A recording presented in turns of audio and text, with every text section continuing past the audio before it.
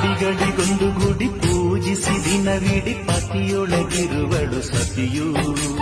ಸತಿಯು ಅವಳೇ ಮತಿಯು ಅವಳೇ ಬಾಳಿನ ಹಾಡಿಗೆ ಶ್ರುತಿಯು. ಪತಿಯ ಏಳಿಗೆ ಸತಿಯ ಕೈಲಿದೆ. ಪತಿಹಿತವೇ ಸುಖ ಮಾಂಗಲ್ಯವೇ ಮುಖಕ್ಕೆನ್ನುವ ಸತಿಯೇ ಉಸಿರಿನ ತನಕ.